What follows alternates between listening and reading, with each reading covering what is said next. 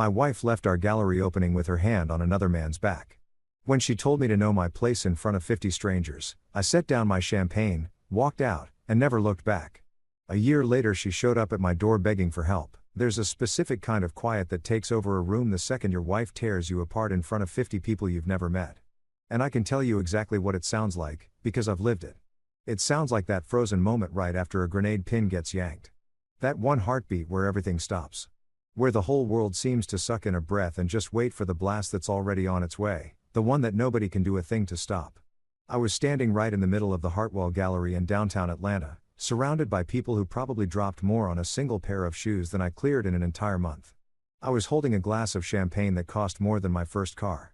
And I was watching my wife, Miranda, laughing at something another man had just breathed into her ear, his hand sitting on the small of her back like he'd already signed the deed on every part of her.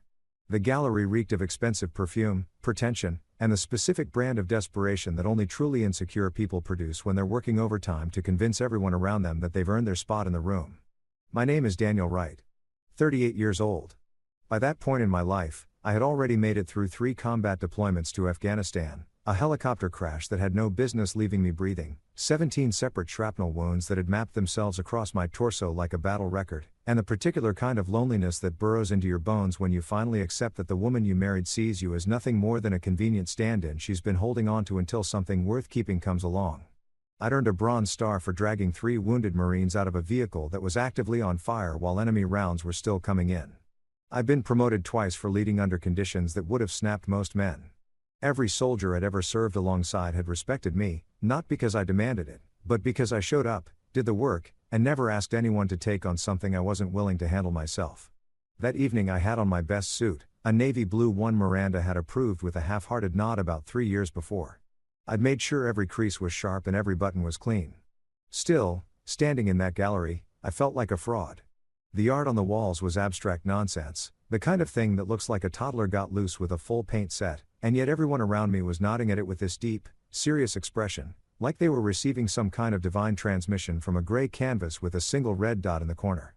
I kept wondering how many of them actually saw something in it, and how many were just too scared to be the first one to admit they had no clue what they were looking at.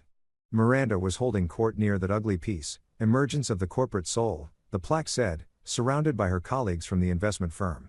Every one of them looked like they'd been assembled directly from a catalog for people with more money than sense. The man with his hand on her back was Vince Caldwell, 40 years old, wearing Italian wool, moving through rooms like a predator who'd already decided what he wanted. He'd been orbiting Miranda for months. Always at the right events. Always with the right thing to say. Always looking at her like she was a position he was positioning himself to acquire. I'd watched their routine play out for weeks, convincing myself Miranda was just being polite. Networking. Doing what she had to do to survive in a cutthroat industry.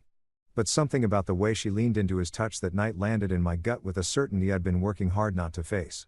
The people circling them were familiar from other events Miranda had pulled me to. Harrison Blake, hedge fund guy, just lost his trophy wife to her personal trainer. Patricia Wentworth, corporate attorney with a reputation for ruthlessness that bled straight from her work life into her personal one. And Tyler Morrison, a venture capitalist who'd built his fortune by funding companies that made people's lives marginally worse in exchange for marginal convenience. These were Miranda's people now. The tribe she'd chosen. And watching them cluster together made it unmistakably clear just how far apart she and I had drifted across 7 years of marriage. I walked over because that's what a husband does. Because I'd sat in 45 minutes of traffic to get to an event Miranda had told me was critical for her career. Because somewhere, buried deep, I still believed that the woman I had actually married, 7 years ago, was still somewhere inside the polished, cold stranger who looked at me lately like I was an inconvenience she hadn't quite figured out how to eliminate. My hands were rough from years of heavy machinery work at the port. I noticed, as I moved through the crowd, how soft and manicured everyone else's were, and I felt their eyes pass over me with that particular cocktail of mild curiosity and dismissal that wealthy people save for those they've already ranked below themselves. The floor was polished marble, throwing the chandelier light right back at you. My dress shoes, worn, not new, squeaked with every step. Like an announcement nobody had asked for. "Miranda," I said, keeping my voice level even as my chest tightened. "I was thinking we could head out soon. Maybe grab some food on the way, that Thai place over on Peachtree you used to love." The conversation around her died instantly, like someone had cut the power.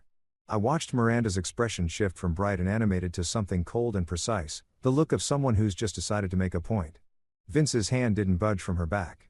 He looked at me with a smile that had absolutely no warmth in it, all teeth, like a wolf that had already sized up the rabbit and was just taking its time. The people around them suddenly found their champagne glasses fascinating, eyes darting back and forth between us like they could feel the impact coming. "Daniel," she said, and the way she said my name made it sound like a diagnosis she was relaying to a specialist. "I'm in the middle of something. Can you just go wait somewhere until I'm ready?" "We've been here 3 hours," I said, trying to sound reasonable even as the heat behind my eyes started building. "You haven't said a word to me since we walked in. I'm just saying maybe we could spend a little time together.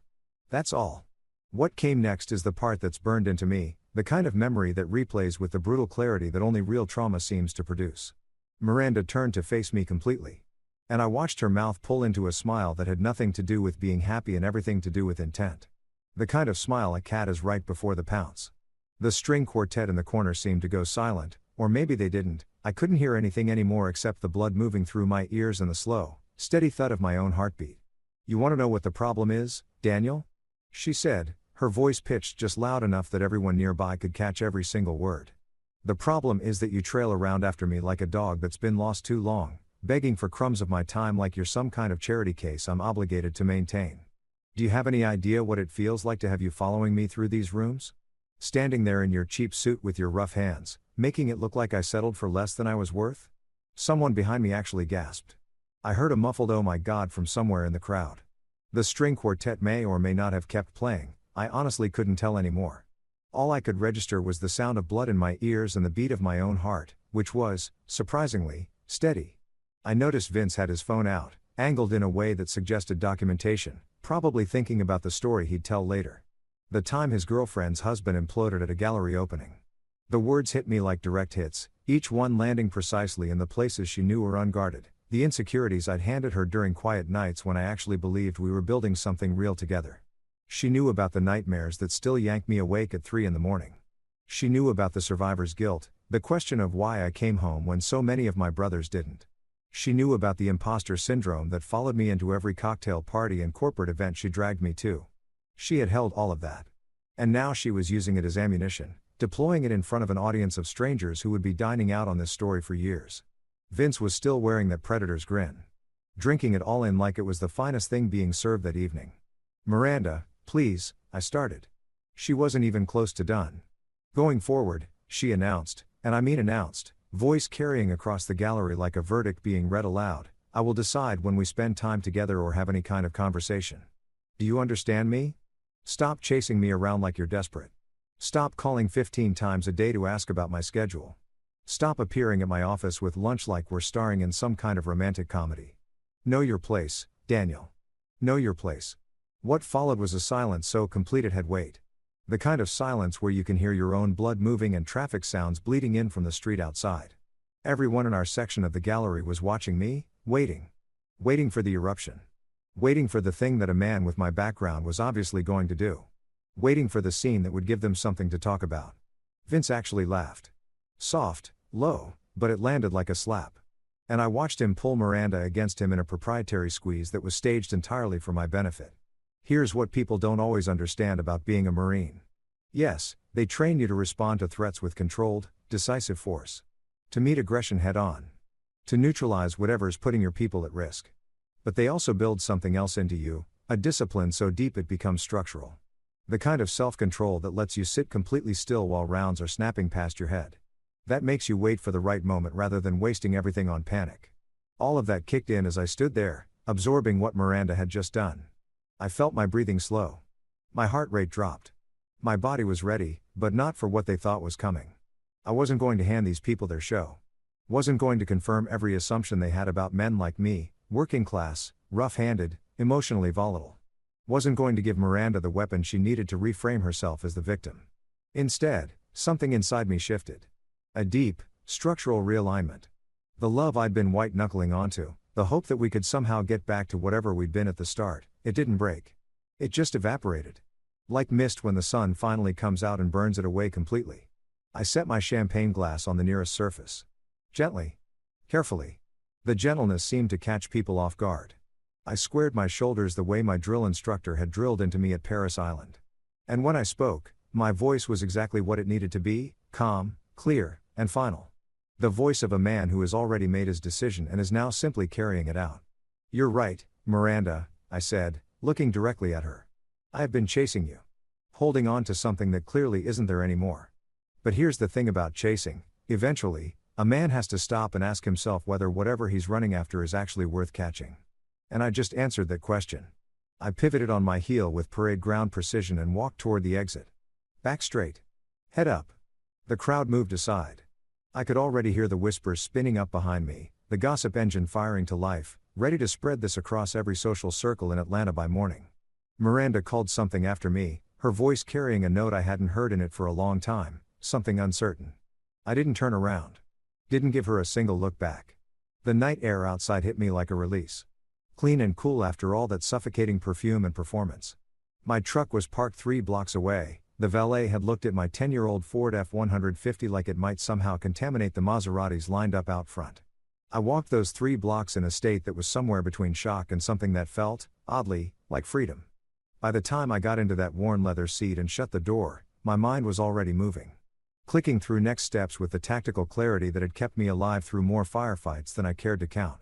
The drive back to the Buckhead house took 40 minutes in light traffic. I used every one of those minutes to think.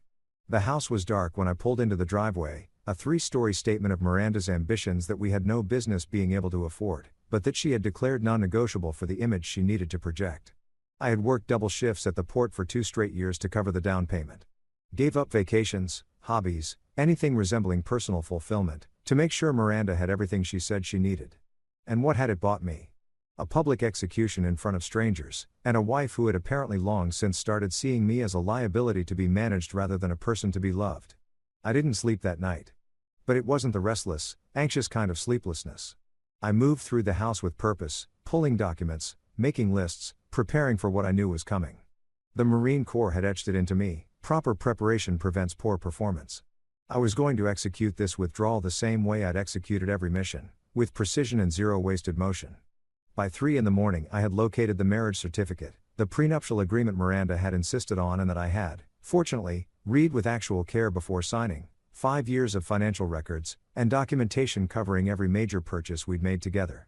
The house was quiet in the way that places get quiet when 2 people have stopped really sharing a life and are just occupying the same square footage. I moved through rooms Miranda had decorated without once asking what I thought, past furniture she'd picked because it photographed well for her social media, under light fixtures that had cost more than my first vehicle. Every single object in that house was a small reminder of how thoroughly my preferences had been treated as irrelevant. How completely I had allowed myself to disappear in the name of keeping the peace. In the kitchen, I brewed a pot of strong coffee and sat at the Italian marble island that Miranda had imported at a cost that still made me flinch to think about. The stone was cold against my palms. I thought about all the times I'd sat in this exact spot, waiting for her to get home, telling myself that tonight might be different. That tonight she might look at me the way she had during our courtship, before she'd decided I was a project that needed upgrading rather than a partner who deserved to be seen. By 5 a.m, I'd packed 2 duffel bags with everything that actually mattered to me, which turned out to be far less than I expected. Some clothes. My military decorations and discharge papers. My father's toolbox, or at least the toolbox belonging to the man I had always believed was my father. And a handful of photographs from before Miranda had decided that my Marine Corps background was something to conceal from her sophisticated crowd rather than something to stand behind. I held one of those photos for a while. Me in full dress uniform on the day I received the Bronze Star. My face younger. My eyes still holding something bright that had gradually faded across years of trying to be someone I wasn't built to be. I tucked it in carefully. I left behind the expensive watch from our 5th anniversary. The designer clothes she'd insisted I buy. Every artifact of the 7-year performance I'd been putting on. None of it had ever really been mine. It was a wardrobe for a character in Miranda's story. And now that the story was over, I had no use for any of it. The wedding ring came off last. I set it on the glass coffee table with a sound that seemed to carry through the empty house like a gunshot. Next to it, I placed the divorce papers I'd downloaded and completed during the night, already signed everywhere that needed my signature. I didn't write a long letter.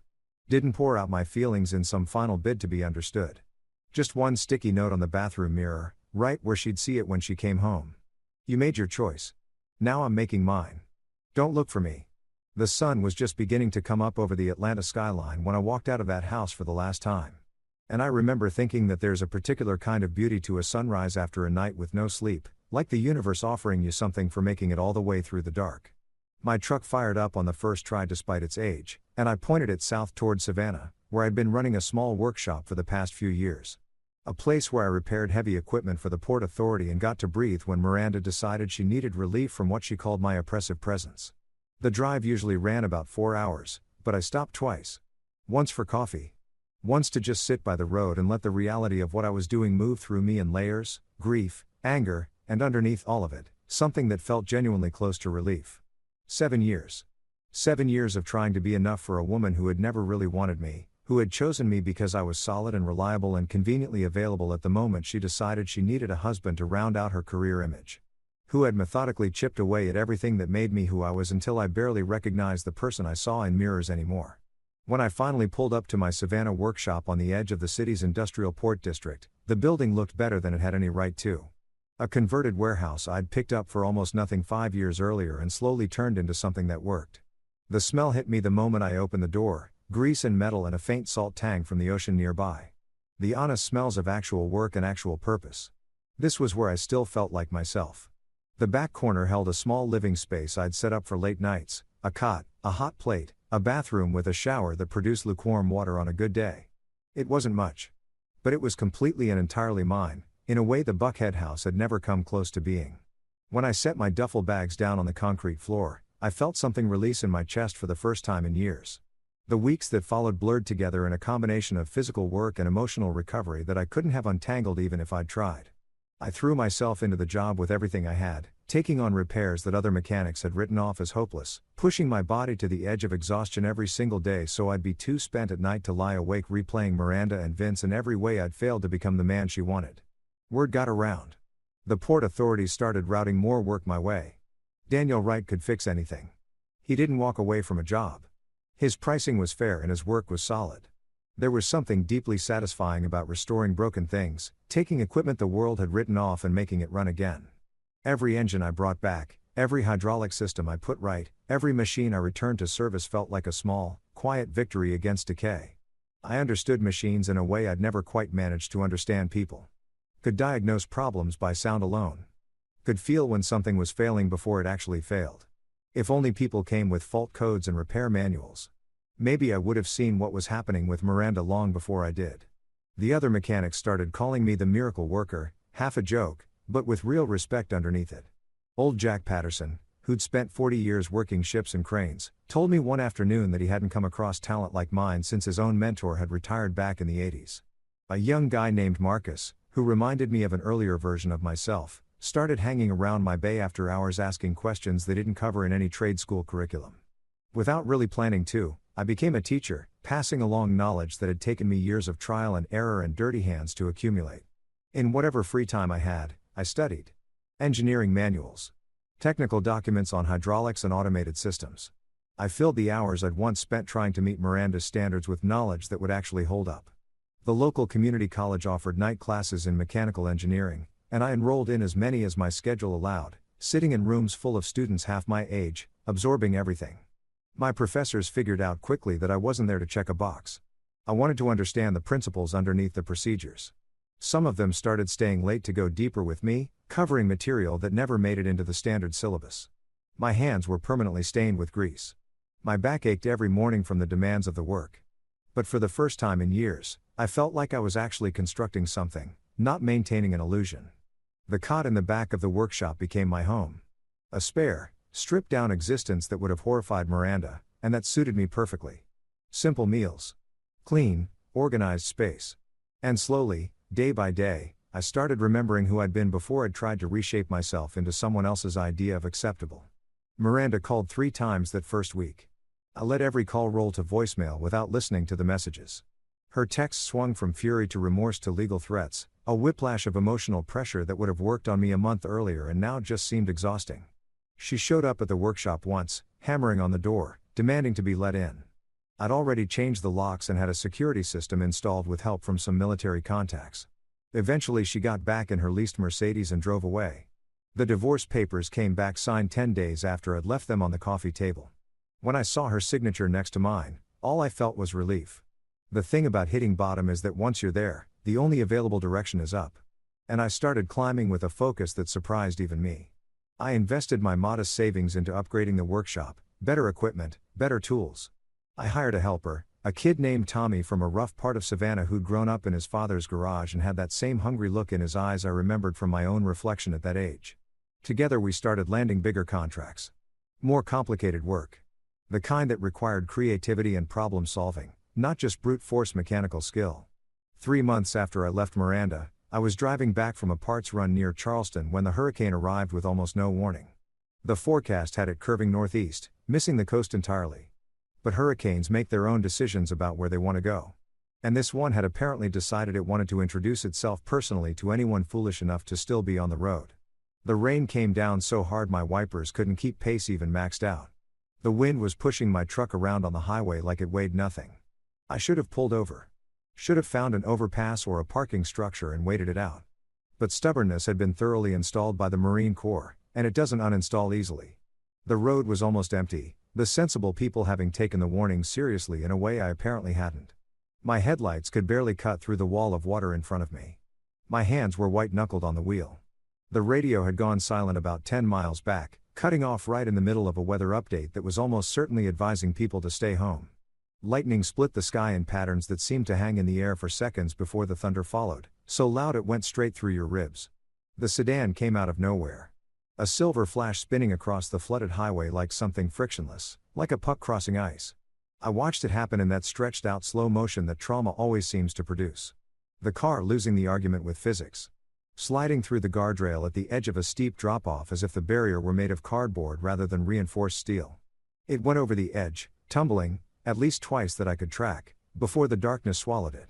Even over the noise of the storm, I caught the sound, crumpling metal, shattering glass, and then the heavy silence of something that had come to rest somewhere it was never meant to be. I pulled over without even consciously deciding to. My body was already moving, every piece of training I'd ever received firing at once, the same surge of locked-in calm that had carried me through ambushes and firefights and every other situation where falling apart would have gotten people killed. The rain soaked me through in seconds. The wind nearly knocked me sideways as I made my way to the broken guardrail. None of it registered. There was a person, or people, in that vehicle, and there was a window of time, and everything else was just noise. The embankment was steep and slick with mud. I half climbed and half slid my way down to where the car had come to rest against a cluster of pine trees. The front end had crumpled like an accordion. The headlights were somehow still on, throwing strange beams through the rain and mist. The smell of gasoline was sharp enough to sting the eyes. There was a woman inside. Visible through the shattered driver's side window, unconscious, slumped into her seatbelt, blood running from a cut across her forehead. She looked to be in her 60s. Silver hair now matted dark with blood. Expensive jewelry catching what little light there was. The door was jammed solid. The impact had folded the frame. I had to use everything I had to wrench it open, feeling the metal fight me and then finally surrender with a shriek that cut through the storm. Getting her out was like solving a puzzle designed to stay unsolved, working around deployed airbags and bent metal, trying to move her without torquing her spine in case she'd taken damage to her back. The rain made everything slippery. I nearly lost my grip on her twice. But eventually I had her free, and I was carrying her up the embankment with every muscle screaming and my lungs burning. By the time the ambulance arrived, I'd been doing CPR for what felt like a long time, probably closer to 15 minutes.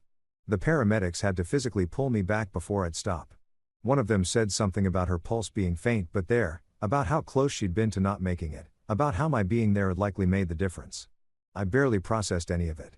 I just sat down in the rain at the edge of the road and watched them load her in and drive away, lights and sirens going.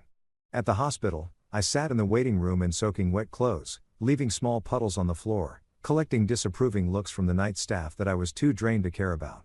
Hours went by.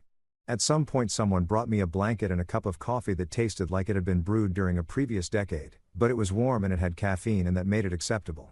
I couldn't have explained why I stayed. Marines don't leave casualties behind, maybe it was that. Maybe it was just basic decency. Or maybe it was something I wouldn't understand until later. The doctor who finally came to speak with me looked like a man who'd been awake far too long. Bloodshot eyes, stethoscope around his neck like it had grown there. He asked if I was family. I explained what had happened out on the road, and watched his expression shift from professional neutral to something that looked like actual respect. "She's stable," he said. "But she lost a significant amount of blood, and she has a rare blood type. We're running low and the storm has complicated getting more." "What type?" I asked. I didn't know why it mattered. Something in me just needed to know. "AB negative," he said. "Under 1% of the population." Something clicked in the back of my mind. Military medical processing. Blood typing, standard procedure. "That's my type," I said. "AB negative. I can donate." He looked at me the way you look at something that shouldn't exist but clearly does. Minutes later I was in a room with a nurse who had kind eyes and hands that moved with the confidence of someone who'd done this 10,000 times. She made small talk while the bag filled, asking about the accident, the rescue, how I'd ended up being both the Good Samaritan and the compatible donor in the same night. "It's almost like fate," she said, smiling in a way that told you she genuinely believed that was possible. I was about to give her my standard response, the one that takes shape in a man who's watched too much random death to believe in anything so tidy. But then a different doctor came in, younger, with an urgent expression. "The patient is stable," he said, "but our lab flagged something unusual in the compatibility analysis. We need to run additional tests on both samples." I didn't think much of it. Some technical medical thing that would resolve itself. But when the results came back the following morning, they didn't resolve anything. They detonated everything I thought I knew about my own life. The woman I had pulled from that ravine was named Sarah Wright. And according to the DNA testing the hospital had run as part of their standard verification process, she was my biological mother. Let me explain just how impossible that felt in the moment, how thoroughly it contradicted the entire architecture of my understanding of who I was. I had been raised by James and Mary Wright in small-town rural Georgia. Had grown up believing without question that I was their son. Had no reason, ever, to doubt it. My father had died when I was 16, heart attack out in the fields, and my mother had followed him 4 years later, hollowed out by grief and the relentless burden of trying to hold the farm together alone. The idea that I hadn't been their biological child. That I had been taken as an infant and raised by someone else entirely. That my real mother was a wealthy woman who had been searching for me for 3 decades, it felt less like reality and more like a premise someone had pitched to a television network. But DNA doesn't negotiate. And as Sarah recovered over the following days, the actual story of where I came from began to surface. I had been taken from a shopping cart outside an Atlanta supermarket at 8 months old. Snatched by a woman named Mary Wright, whose own infant had died of SIDS just weeks before, and whose grief had cracked something fundamental in her perception of what was real and what she was allowed to do. The police investigation had stalled. The woman who took me had vanished into the rural quiet of Georgia farm country, and Sarah Wright had spent the 30 years since refusing to stop looking.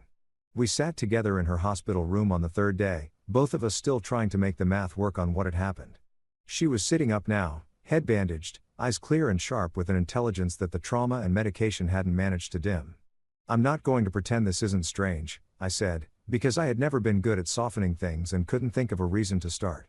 "I didn't pull you out of that car because I was looking for a mother. I didn't know you existed. I did it because leaving you there wasn't something I was capable of doing." Sarah looked at me for a long moment, the kind of look that's actually an assessment. Measuring you. Taking stock. Deciding whether you're worth the investment of her trust. "I know," she said. "If you'd known exactly who I was, you would have done the same thing. I can see that in you.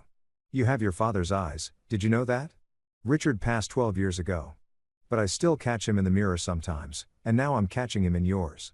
She told me about her life, the logistics company she'd rebuilt after Richard's death, turning a modest trucking operation into a multi-state enterprise that moved cargo from one end of the country to the other.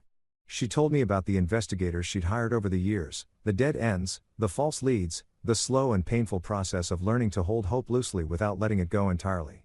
And she told me about the grandchildren she'd imagined giving Richard, the legacy she'd wanted to extend, the particular kind of emptiness that success never quite managed to fill. "I can't return your childhood to you," she said, and even after 30 years, the grief in her voice was real and close. "I can't undo what happened, not to you, not to me, not to your father. But there's something else I can give you, if you'll take it. The resources to build whatever future you actually want." It would have been easy to be suspicious. To wonder if she was trying to purchase my goodwill, or position me for something I couldn't yet see. But I'd spent enough time with her by then to recognize the kind of core strength she carried, the same uncompromising backbone I'd developed through my own years of hard service. She wasn't offering me rescue. She was offering me a partnership. A chance to demonstrate what I was worth, and that demonstration would have nothing to do with whose blood I carried. I'm not interested in being handed things, I told her. I've been self-sufficient since I was 20, and I'm not looking to change that. Sarah smiled, and it was the first time I'd seen genuine approval in her expression. I'd be concerned if you were. What I'm offering isn't charity, Daniel. It's an investment. I've spent 4 decades building something real, and I need someone who can help me push it further. Someone who knows what hard work actually is. Someone who's not afraid to be in the thick of it. Everything I've heard about you in these last few days tells me that's exactly who you are. The terms we agreed on were clear. Sarah would put up the capital to transform my workshop into a serious industrial operation. In return, I'd work alongside her company to develop new technology for the logistics sector. She'd hold 49% of the new venture. I'd control 51%, and no major decision would move without both of us signing off. Equal partnership. Not a parent bailing out a son. And that distinction mattered more to me than I had language for. We spent hours in that hospital room hammering out the specifics, and I came away genuinely impressed by her, by how precisely she understood her industry, which innovations actually created value versus which ones were just technology in search of a problem to justify itself. When I walked her through the ideas I'd been developing in my head during all those night classes at the community college, she didn't wave them off as too ambitious. She asked hard questions that forced me to confront the implementation problems I'd been conveniently skating around. Over the months that followed, I turned that small Savannah workshop into something that made my previous operation look like a hobby space.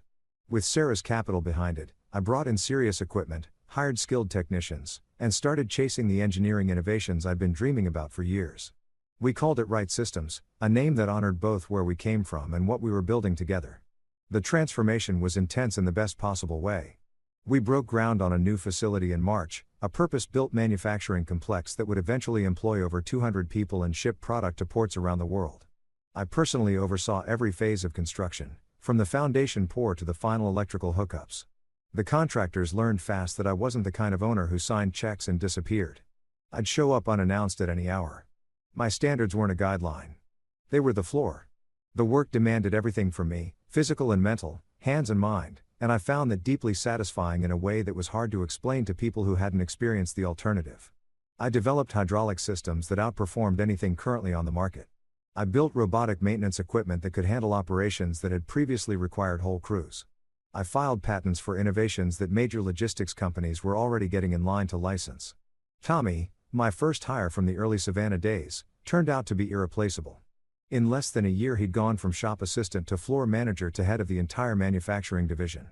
I recruited engineers from universities across the Southeast, offering them real problems to solve instead of incremental improvements to things that already worked well enough.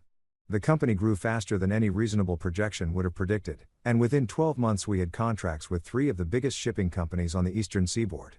Sarah watched it all develop with a satisfaction that ran deeper than business results. I understood, by then, that Right Systems meant something to her beyond revenue and market position. It was evidence. Proof that the decades between us hadn't cost her son the potential she'd always believed he had. Meanwhile, the life Miranda had chosen was quietly coming apart. The first signs surfaced about 6 months after the divorce was finalized, whispers through professional networks about irregularities at her firm. I dismissed them at first. Successful people attract jealousy. But the whispers got louder and more specific, and eventually I couldn't keep not hearing them. Vince Caldwell, it turned out, was not the financial mastermind he'd spent years presenting himself as at gallery openings and charity galas. He was a professional predator. A con artist who had built his entire career around identifying insecure, ambitious people and systematically separating them from their money. The revolutionary opportunity he'd been pitching was a pyramid scheme, an elegant house of cards that would function perfectly until the moment it didn't, and then collapse completely. Miranda, blinded by her attraction to Vince and her hunger to climb higher, had made the catastrophic error of putting not just her own savings into his venture, but client funds.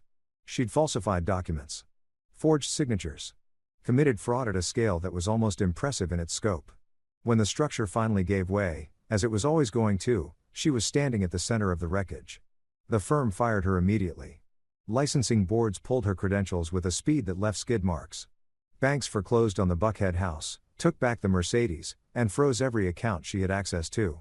The crowd that had surrounded her at that gallery opening, all those laughing, well-dressed people who had watched her humiliate me without saying a word, became suddenly, universally unavailable. Full calendars. Unanswered calls. The whole performance. I'd be lying if I told you I felt nothing when I learned all of this. I didn't achieve some clean spiritual detachment from the suffering of a woman who had put me through what she'd put me through. What I felt was more complicated than that, a tangle of vindication and sadness and something that might have grown into actual compassion if I'd let it. She had treated me badly. That was real. But she was also still a human being in serious pain, and I wasn't entirely sure what kind of man I wanted to be when faced with that. The question got sharper about 10 months after the divorce, when Miranda walked into the Right Systems lobby on a Tuesday afternoon. She looked nothing like the person who had commanded rooms at corporate events and gallery openings. Her clothes were creased. Her makeup was uneven. The dark circles under her eyes told you she hadn't had a real night's sleep in weeks. The front desk tried to turn her away. Miranda made enough noise that security eventually called me to come handle it. We sat in my office, a space built for function, not display, all engineering diagrams and prototype components rather than curated art and framed accomplishments. She looked around at what I'd built with an expression that seemed to be fighting a war between resentment and calculation. I waited for her to go first, because patience in negotiations was another thing the Corps had given me. Danny, she started, the nickname she always reached for when she needed something from me. I know things ended badly. But we were married for 7 years. That has to count for something. I'm in real trouble. Serious trouble. And there's no one else I can go to. Vince is gone, took everything and disappeared. Now they're saying I'm the one who designed the whole thing. Danny, I could actually go to prison. She leaned forward, and I could see her sliding into the version of herself that had worked on me effectively for years, the mode she switched on when she wanted something she knew was a long shot. I'm not asking for money, she said, in the tone of someone who is absolutely asking for money. I just need help navigating this. Someone with the right connections, who can point me toward the right lawyers, the right people. You've always been the one who could fix things, Danny. Fix this for me, and I'll do whatever you want. We could start fresh. Be the real partners we never quite managed to be. I was foolish to let Vince get between us. I listened to every word the way you'd watch a film you've already seen, observing the craft of the performance without being moved by it. When she finished, she leaned back with the confidence of someone who had never truly been refused anything she'd committed to pursuing. Do you remember what you said to me at the Hartwell Gallery? I asked, keeping my voice even. Something crossed her face that might have been shame, if it had been allowed to stay. It didn't. I was drinking, she said. I was performing for my colleagues. I didn't mean any of it. You meant every single word, I said. You'd been meaning it for years. That night you just finally stopped editing yourself. And honestly, Miranda, I'm grateful for it. Hearing you say it out loud was the best thing that ever happened to me. It showed me with complete clarity what I was actually dealing with. What our marriage had actually become. And it gave me everything I needed to walk away. I got up and stood at the window, looking out over the industrial complex that had grown from a small converted warehouse into something I was genuinely proud of. I'm not going to help you, I said. Not out of anger. Not for revenge. I'm not going to help you because you never actually wanted a partner. You wanted someone to serve you. And I'm done playing that role. Miranda's composure cracked. What was underneath it was raw and desperate. You owe me, she said, her voice climbing. I stood by you through all those years when you were just a mechanic working the docks. I dealt with your nightmares and your moods and your complete inability to exist in normal society. You owe me. I don't owe you a thing, I said, and the words came easily, without effort. I worked double shifts for 2 years to put a down payment on a house you wanted. I sacrificed everything I cared about to try to make you happy. I gave you everything I had, and you used it against me in front of 50 strangers. If I ever owed you anything, that debt was settled in full that night. I reached for the intercom. Security, I need you to escort my visitor out. She's overstayed her welcome. The guards handled it professionally, firm and calm, steering Miranda toward the exit while she announced things about lawyers and injustice and consequences I would regret. I watched her go without feeling much of anything. Just a quiet, settled certainty that I had done the right thing. The legal proceedings got significant local media coverage, though I made a deliberate choice not to follow it closely. Vince had been picked up trying to cross into Canada with a bag full of cash and a collection of fraudulent passports. He'd moved quickly to cooperate with prosecutors in exchange for a better deal, his cooperation consisting mostly of redirecting blame at everyone within reach. Miranda ended up facing a charge list that was extensive and damning. I showed up to the sentencing hearing without being entirely sure why. Closure, maybe. Curiosity. Or just the human need to witness the end of a story that had consumed so much of your life. The courtroom was sparsely filled, a handful of journalists, a few of Vince's other victims who'd come looking for whatever resolution a sentencing can actually provide. Miranda's former colleagues were nowhere to be found. Their association with her had apparently been quietly reclassified from asset to liability. Miranda looked smaller than I'd ever seen her. The orange jumpsuit and the handcuffs had stripped away the architecture of her identity, the clothes, the makeup, the carefully maintained projection of competence and arrival. What remained was a woman in her mid-30s who had made a sequence of choices that had demolished her life, sitting in a courtroom waiting to learn the full damage. Her attorney made the usual arguments: remorse, circumstances, the outsized influence of Vince Caldwell. Cast her as a victim who had been manipulated into complicity. But the evidence didn't leave much room for that reading. Emails she'd written. Documents she'd signed. Phone recordings where she discussed, in specific terms, how to keep regulators from looking too closely. Whatever pressure Vince had applied, Miranda had been a knowing and active participant in stealing millions from people who had trusted her. The judge was a woman who had no patience for white-collar predators. 12 years in federal prison. Parole possible after 8, contingent on exceptional conduct. When the number landed, Miranda went pale. She looked around the courtroom the way people do when they're hoping someone will step forward and declare a mistake has been made. Her eyes found mine. We looked at each other across the courtroom for a moment. I thought about the woman I had actually married, the one with bright eyes and a genuine enthusiasm for my military background, who had made me feel like I was enough exactly as I was. I wondered what had happened to her. Whether she had ever really existed in the way I'd believed, or whether I'd wanted so badly to be loved that I'd constructed qualities that weren't there. She didn't find whatever she was looking for in my expression. I wasn't offering satisfaction at her downfall. Wasn't offering pity either. What I was feeling, mostly, was exhausted. Exhausted by the history, the emotion, the weight of everything our shared years had cost both of us. A television on the courtroom wall was running the local news, sound off. I glanced at it while the bailiffs moved to take Miranda out, and did a double take at what was on the screen. There I was, standing next to Sarah at the grand opening of a veteran support center that Right Systems had funded in downtown Savannah. The Chiron identified us as local business leaders give back to community. Sarah was smiling as she cut the ribbon. I was standing beside her in a suit that actually fit, looking more at ease in my own skin than I had at any point during my marriage. I hadn't thought of that day as anything particularly significant when we'd planned it, just the most logical thing I could do with the gratitude I felt toward the Corps and the desire to do something useful for veterans who were struggling to land on the other side of service. But watching it on that screen, set against the backdrop of what Miranda's choices had produced, something became very clear to me about the roads people take and where those roads eventually go.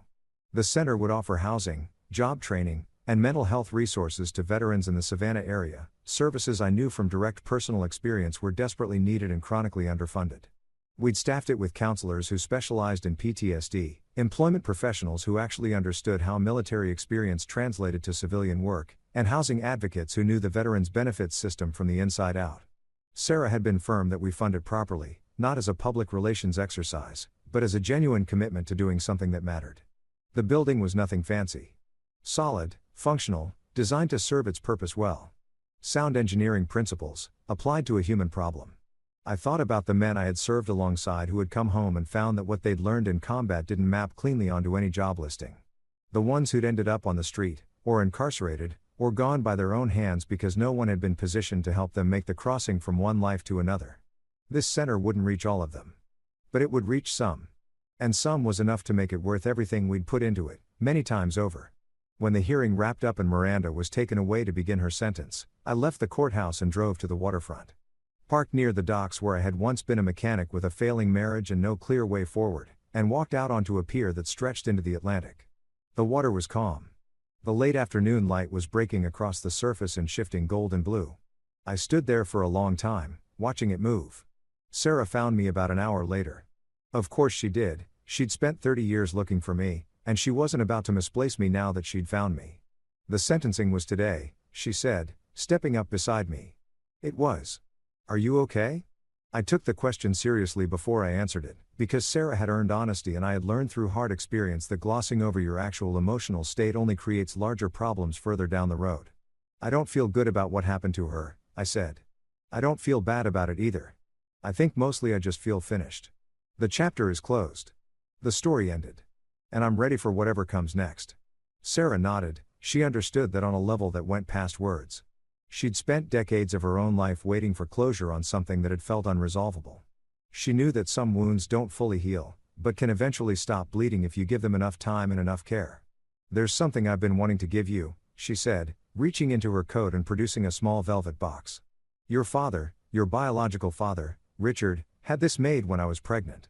He was completely certain you were going to be a boy, and he wanted you to have something that would connect you to the family history. Inside the box was a pocket watch. Antique. Clearly valuable. The Wright family crest engraved into the case.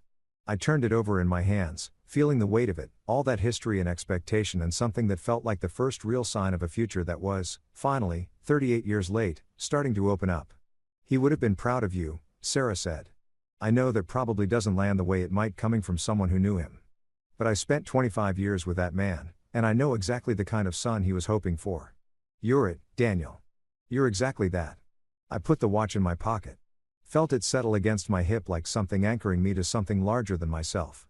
The sun was getting low now, painting the sky in colors that seemed too vivid to be real. I watched the light fade and the first stars appear in the darkening sky above the water. I spent so long trying to be what Miranda needed me to be, I said, the words coming slowly, because I was working through something I hadn't quite fully said out loud yet. The wardrobe she wanted. The way she wanted me to talk, to move, to take up space. Trying to transform into someone I was never made to be. The whole time thinking that if I just worked hard enough at it, if I just changed enough, she'd eventually see me. Really see me. Sarah listened without interrupting. That particular skill, just being present and not filling silence with noise, was one of the things I'd come to value most in her. But that was never going to happen, I said. Because Miranda wasn't actually looking at me. She was looking at a mirror. She was projecting her own ambitions and her own fears onto someone who was standing right there in front of her, wanting to be seen. I could have turned myself completely inside out and she still would have missed me, because she had no interest in who I actually was. She was attached to the version of me she'd scripted in her own head. I turned to face Sarah directly. Saw the understanding in her eyes. But you see me, I said. From that very first day in the hospital, before you had any idea who I was, you looked at me like I was someone worth actually knowing. Not a project. Not a problem. A person who had his own worth and his own place in the world. That's what mothers do, Sarah said quietly. Even when they've missed the first 37 years. We stood there a while longer as the stars multiplied and the moon came up over the ocean that had seen so much of Savannah's long history. Somewhere behind us in that city, Wright Systems was humming along, building technology that was starting to reshape the logistics industry and supporting hundreds of workers who counted on us. Somewhere in a federal facility, Miranda was beginning to reckon with the consequences of decisions made in pursuit of a success that had never been real. And somewhere in the space inside my chest where I had carried the weight of rejection and inadequacy for so long, something lighter had taken up residence. Something that felt, for the first time in a long time, like peace. I reached into my pocket and pulled out the cheap lighter Miranda had given me years ago. The only gift she had ever chosen herself, not through an assistant, not from a list someone had curated for her. A gas station impulse buy that she'd wrapped in newspaper and handed me on our first Christmas together, back when we were too broke for anything more and it hadn't mattered. I'd carried it ever since. Not because it had any monetary value, but because it had once meant something. Because it reminded me of a time when the possibility of us had still seemed real. I flipped it open. Watched the flame hold against the evening breeze. Then closed it, drew my arm back, and sent it out over the water in a clean arc. It landed somewhere out in the dark with a sound too small to hear from where I was standing. I didn't watch for where it hit. That part didn't matter. What mattered was the letting go.